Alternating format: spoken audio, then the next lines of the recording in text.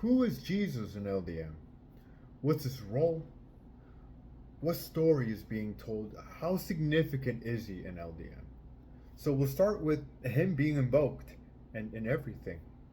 For the honor and the glory of the Lord, when you pass to sing, when the choir is about to start a song, when the brother or sister who is preceding the prayer, uh, anytime they're about to start a song, a psalm, a prayer, if it's a service, inviting people over to pass to sing, it's for the honor and the glory of the Lord.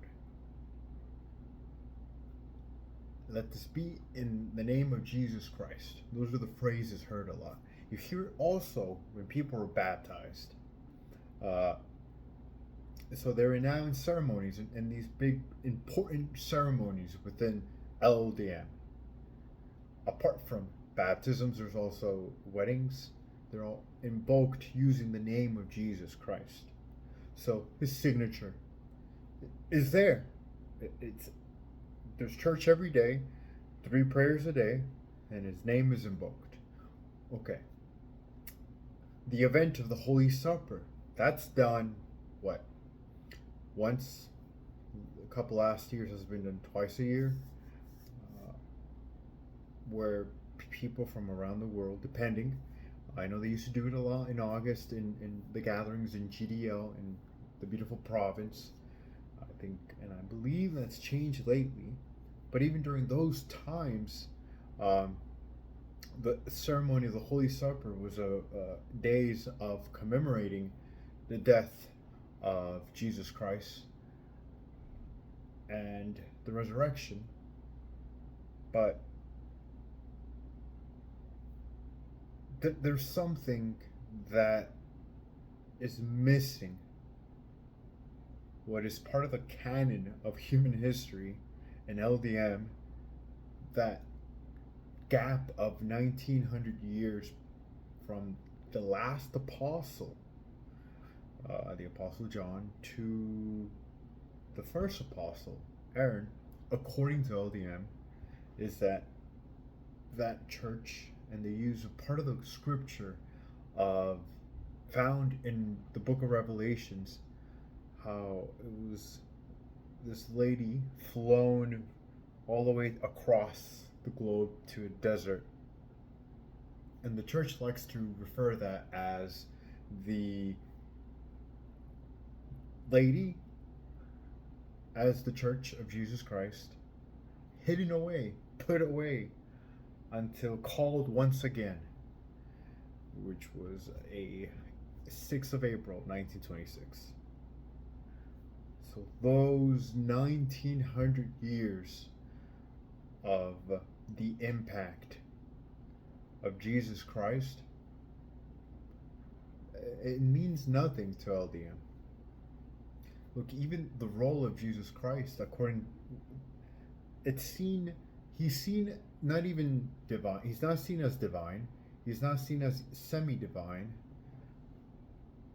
because they see Jesus Christ as the Son of God, who is the closest to being, who is the perfect man, believed to be the Son of God, but not God, not divine. They don't believe in the Trinity either.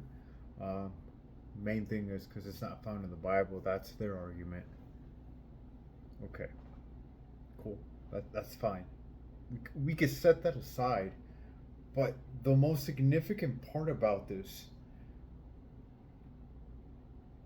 is how the face with time, the face of Jesus Christ, was slowly being replaced by the face of the election. Mainly Samuel. I'm saying this because this is the era I grew up in. So the face of Samuel, which can represent the election, the apostleship, that whole meaning of being the servant of God, chosen by God to represent, to be the mouthpiece here on earth, to have his doctrine be heard and spread across the globe. Was slowly, this messenger was replacing the main narrative, the storyline of Jesus. And I think that's That's pretty significant because this is the archetype that is seen as the ultimate hero story, the ultimate good guy versus bad guy. Wiped out, uh, not part of the canon, not part of the main storyline. And this parody that the cult of LDM is, parodizing the main storyline, and on top of that, making the storyline, the lore of LDM, much more important than that of Jesus Christ.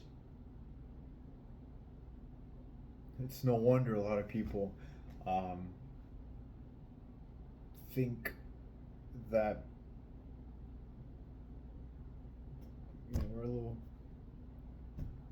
crazy, but that's the feeling of cults when people realize they're in a cult, and reality finally strikes, it cracks. You feel like you're floating. You're like me, detached from reality, detached from your person. Derealization, depersonalization. Whether for better or for worse, whether you like it or not, it seems that the main storyline of humanity somehow revolves around the story of Christianity, the story of Judaism, Islam. It's still very present, very real. That you can't say isn't real, even for the people that want to believe that there is nothing out there, that there is no governing deity, that there's no God. What's real is the stuff that's going on in the Middle East, right? Still, after so many years, hell, what year are we in? 2025 AD. Almost the entire world sees or uses this calendar after Jesus Christ. That's how important the main storyline of the storyline that we're living in right now, the human world. And sometimes we don't really pay attention to it. It's so far back because we're just like you and me. We got shit going on in our day-to-day lives, at work, school, encounters with our family, friends, etc. Right? That's what we're worried about. That's what concerns us the most. That's what's right in our face. We don't really step back and see the framework of our reality, the framework on which we step on, and who we are and how we conduct ourselves because of how we were formed, by how we were raised, the environment we are in. And it could be a little bit different, sure, from time to time, from place to place, country to country. But when you grow up, or at least either you grow up, and I'm using LDM as the example for the cult example, whether you grow up in and were born and raised in LDM, or were sold and believed the doctrine of LDM, the story they sell is that this elimination of the impact of Jesus Christ after 2,000 years, because the Church of God supposedly was hidden in the desert and did not reappear until God spoke to Aaron and said, "This is now the time for me to gather my people once again." That's the lore of LDM. That's the beginning of the resurrection of the Church of Jesus Christ, but really the beginning of LLDM. But they say that they're the continuation of the primitive, of the first church, what you read in the Bible, of the time during the apostles. That's the continuation. Frozen in time. Fucking Captain American. Frozen in time until apparently until God was like, all right, this is the time right now. Uh, just do it. And it eliminates the impact, the importance of the impact that Jesus Christ left after his death and everything that happened after that whole movement of Christianity. Me growing up in this church, me growing up in this cult, you know, I wasn't, we weren't even told how, we didn't care about it because we really thought that that time between these 1900 years, that was just Satan. That's the devil. Because no longer was the Holy Spirit, no, there was no apostle, no messenger, no servant of God for there to be the presence of God. Therefore, there's no God, no apostle, no church. Everything else was just whatever. It really was sold that way. It's it's whatever. You know, it was the devil. Things had to happen. That's not Christianity. That's not Christianity. That that's just, you know, there is no real answer. There was never an answer given to him, from what I recall. Uh, an answer for that. Was it the devil? Uh, was this just how God wanted it? What force? What is that timeline? What does that mean for church, for LDM? Nothing. It means shit. It's because there was no election, and that's how much more important LDM views the election. They say the hierarchy is this: it's God, you know, right above the camera. That's how high up God is. Jesus, and the election. We're sold on that, but with time, as the years pass by, more things were starting to connect and interconnect with the election. Everything was because of the election. You bypass Jesus, and I have to reiterate that in LDM, God and Jesus are separate. They don't believe in the Trinity. They don't believe it's the same thing. They don't believe he's divine. God is God. Jesus is his son, his actual son, and the Holy Spirit is, you know, it's separate. It's not they don't like to see it as a Trinity, and they see it as separate entities. So that's how LDM sees it. But going back, just so y'all can understand, but going back to what I was saying, the role of the election now steps in. The face of Jesus Christ is pushed aside, is replaced by the face of some way. Aaron Nason.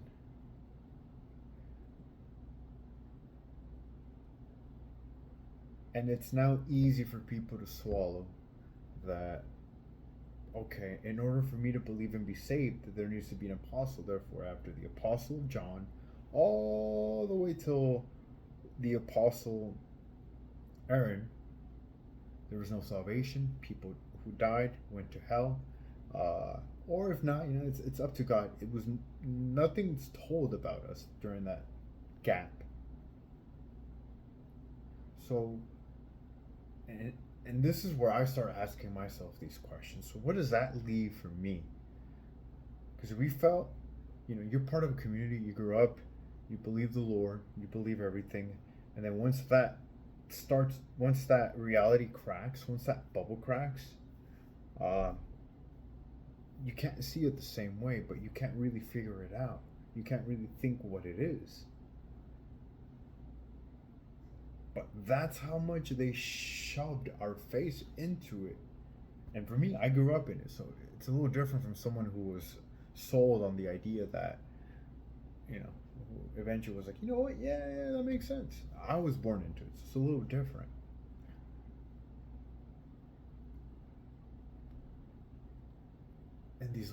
And now going something personal.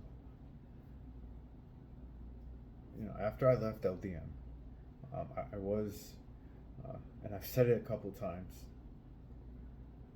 I was an atheist for like 2 minutes. And I was like, nah, that's pretty, for me, I'm like, that doesn't make sense. I'll at least be agnostic, that because I don't know what the fuck's going on. I thought what I believed in was real, and now it's not. Therefore, the cracks of my framework. Once I saw the cracks in the framework of my reality, um, I started to crumble. I didn't understand what the fuck is going on then. So in my journey now, these last 2 years, the story of Jesus is now all of a sudden re-emerging in my life. Now I'm seeing it in different lenses, but at first at an academic level, then as a storytelling device, as part of storytelling and the stories that are told in the Bible. Because I want to give credit and I want to thank also the community that I grew up in, which was Lldm. I learned a lot of good things, you know, the result, because it derives from the Bible. Unfortunately, and this is now where I'm starting to realize that the audacity, the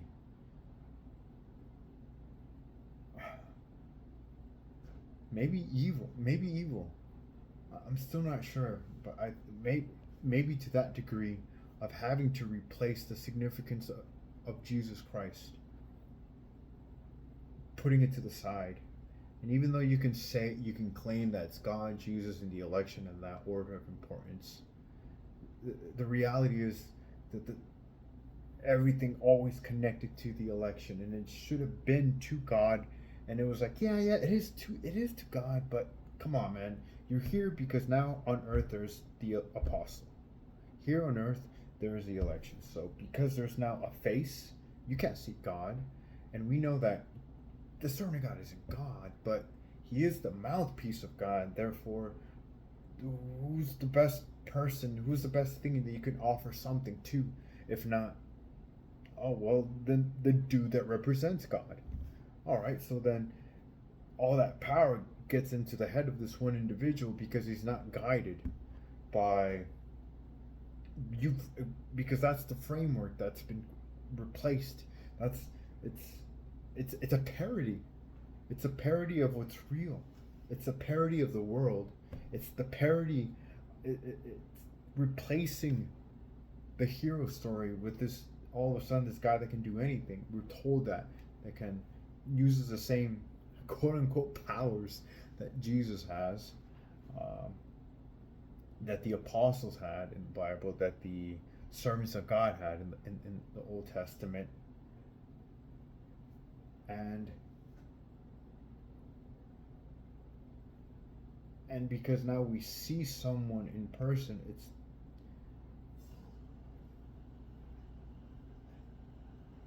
it's interesting how they it's still so interesting what they did. I'm not sure if that was intentional or not. Coming down to that, I have to say it had to be, right? But and these are the questions, and I hope y'all ask yourself these questions. If not anything, at least, what does it mean? Because I'm in that dilemma, where what does it mean for me to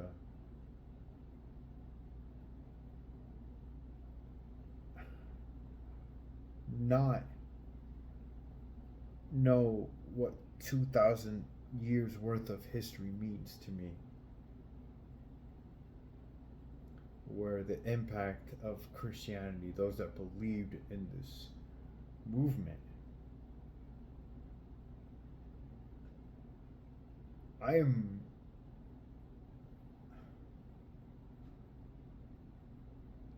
think I'm in that journey now of trying to. It comes full circle. It comes full circle. It's funny. It's everywhere, right? History repeats itself. It comes full circle. Going back to, because there was some, I couldn't shake the feeling that the time I spent in Lldm was in vain, because I thought to myself I've never had that feeling. I've never felt that was time wasted, because I did everything everything I did in church, my actions, the activities I did, was guided by passions that I already personally enjoyed and used it as a pedestal to glorify God. That was always my main motivation. And after leaving LDM, I thought, I don't have regrets here, but I couldn't put it into words why. And I've looked back and I thought, and it comes now, I think, for me at least in my journey, in my perception of LDM, is that the framework, I've come down to the framework of LDM, and it was a fucking cracked, scenic, fake rock that behind it was nothing. Because I have to say, it's a parody. It's a parody of the truth. The ultimate good guy versus the ultimate bad guy, the good and evil. Jesus, the devil, was completely replaced, machina deux, by a man that can just do that.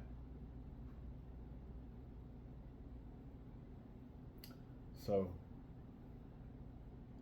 and these last 2 years now, I'm now coming full circle and going back to falling in love with the stories of Jesus Christ, understanding those 2,000 years. And hey, man, you can't, you won't, but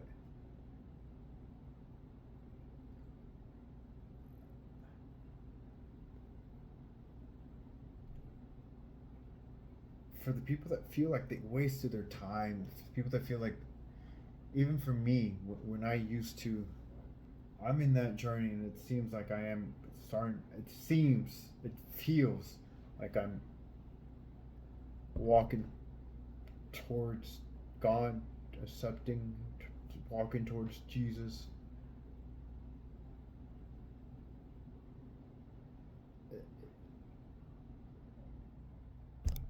It's a hell of a journey. It's funny. It's poetic. It's funny. It's quite the story. But the only, as I've said before, no regrets. But the only thing that really irks is, for the first time after leaving, after understanding, after starting to understand what the cult of LDM is, I can't help but feel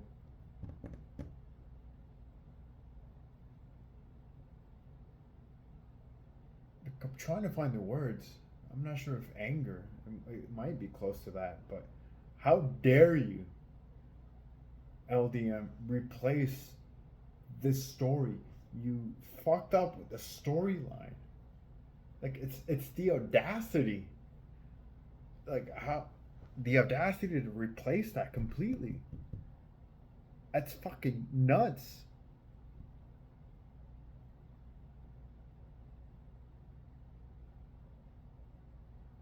Whether you like it or not, we live, I think Louis C.K. said it best, Christianity won, the year 20, what year are we in?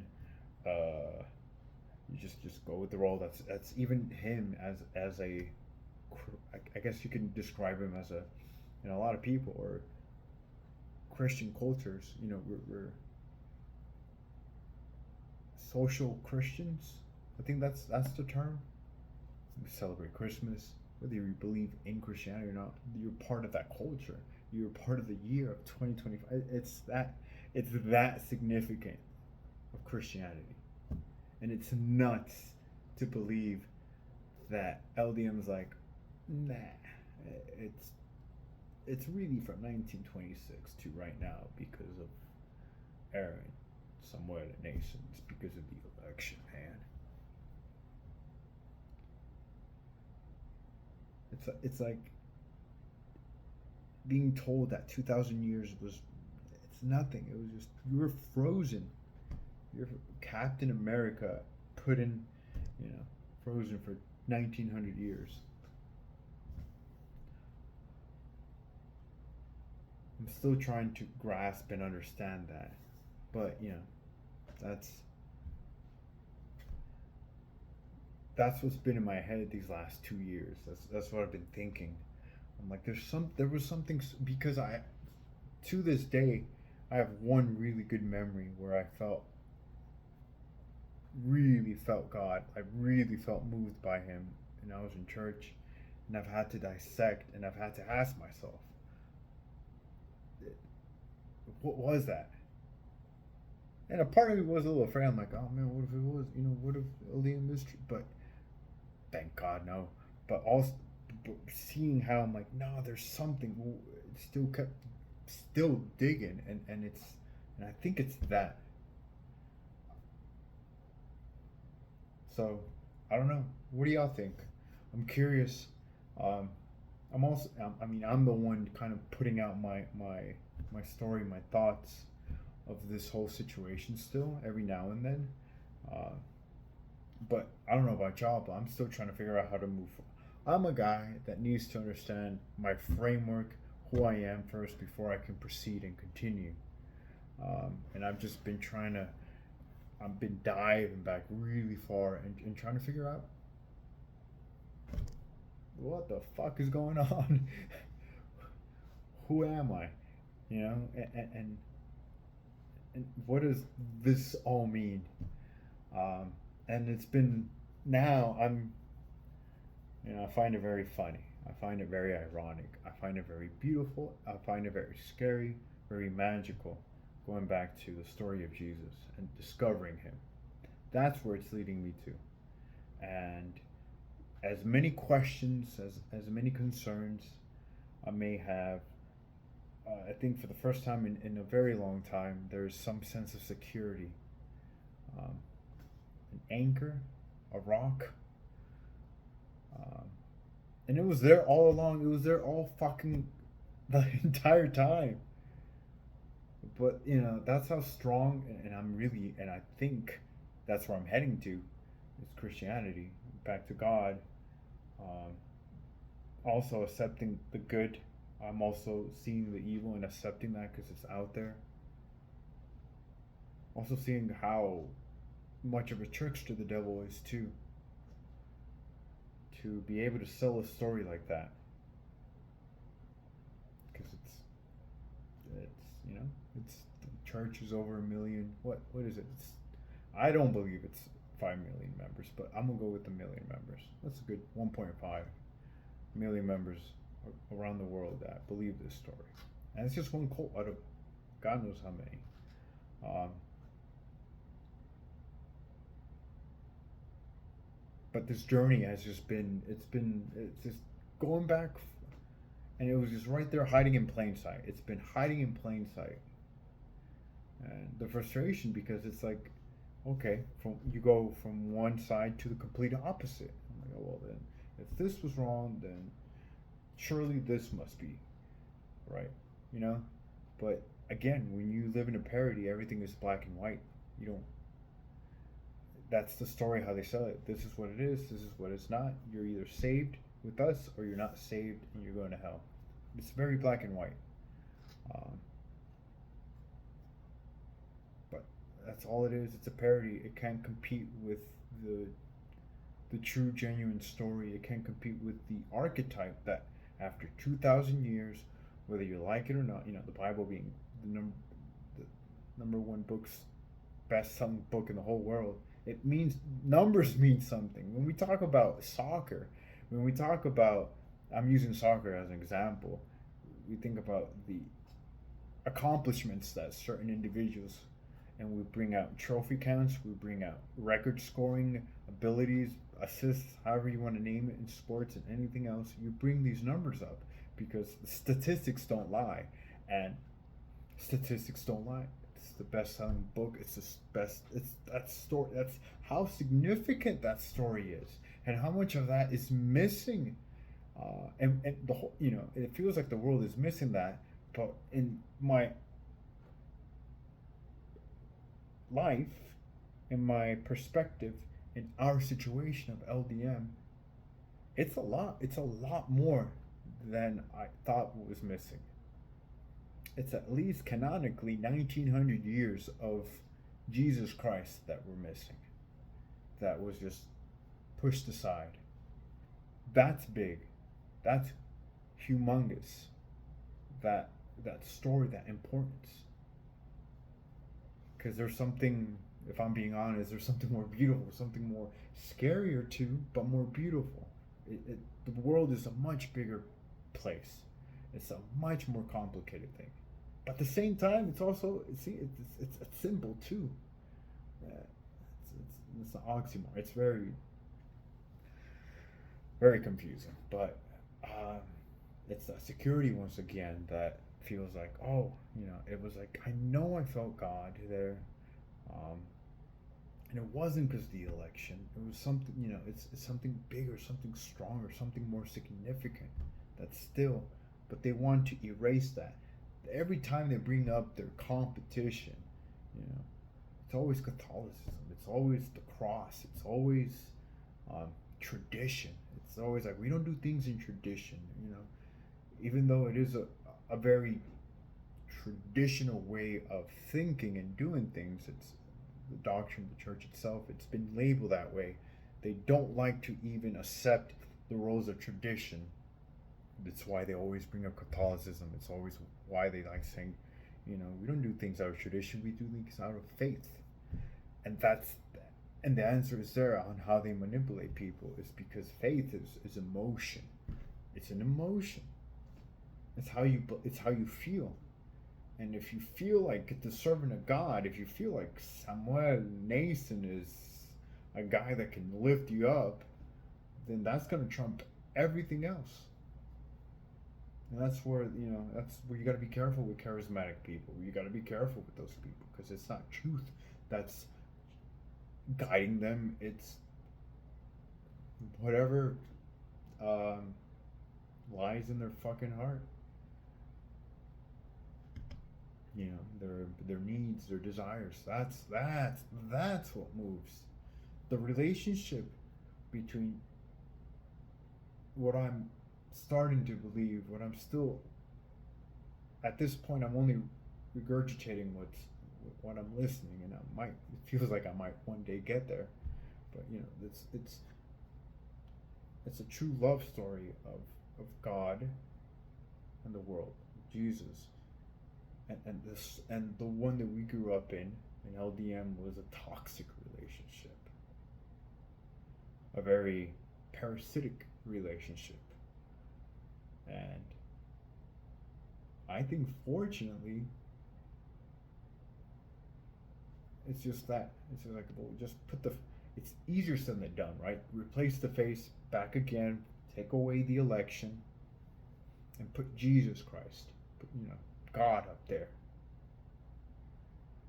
Easier said than done. I mean, I'm still doing this, and this is my journey.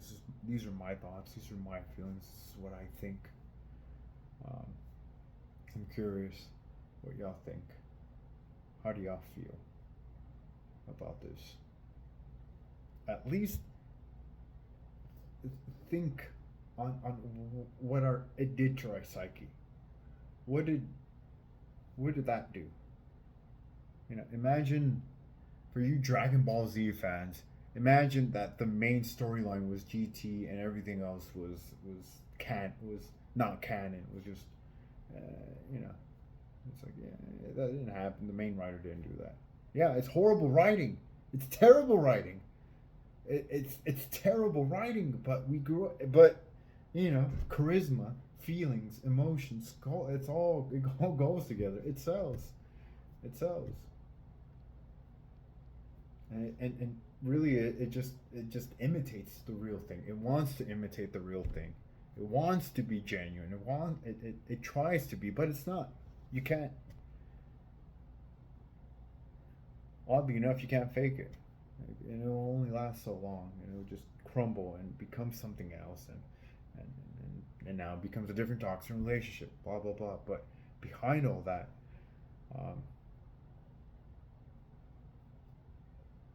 my journey seems like it was like it was there all along. You just had to dig deeper. But what do y'all think? What are y'all feelings? What do y'all feel about 1900 years of just, because I went to school, I went and studied history, and that was my thing, but it just didn't feel, when I was a believer, I didn't feel that was important. I'm like, that's not. Yeah, I guess I gotta learn the dates. Like, all right, what happened here? Oh yeah, here in the Roman Empire, Christianity came. Yeah. And in my head, I'm like, they don't know the truth.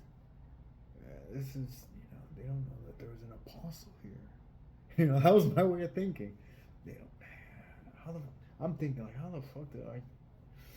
How do I convert these guys? These guys were smart. When I was in college, like back when I was a believer. Like, how do I do this? Like, damn, learning religion and how complicated and rich some of these other belief systems were. I was amazed by Catholicism the first time I encountered it. Buddhism, all of them. And I'm like, damn, what do we have? And well, now we know it was a parody. It's a parody. So, what are your thoughts? What do y'all think? How do y'all feel? I really would like to know. This has been in my head for quite some time, and I didn't want to talk about it yet because I didn't know how to really express it out and put it out and try to kind of figure, for me at least, be like, okay, I think there's something there. So what are your thoughts? What do y'all think? I've asked this already too many times. I'll see you on the next one. I know it's been a minute. It's been a while. It's been quite the life, and actually, it's just been a lot of work, really. I can't even lie. But I'll continue making this video now that I have these other ideas and to talk about. But hay con tiempo, with time. Right now, this felt like the most important. This has been nogging on my head for the longest. It's just been. I see the signs everywhere now. I'm not. I'd be pretty dumb to think that all this is there's a reason for everything. So it's starting to just like, okay, yeah, okay, my pride, maybe it's part of my pride. It's like, but we got this, and with time we'll talk about other stuff. But this feels like, and I feel like there might be a part two. Maybe I'll do a live on Sunday, or we'll see, because this is big for me. I feel like this is huge. What does it mean? What does it mean, guys? All right, so tell me in the comments, what do y'all think? What does that mean? All right.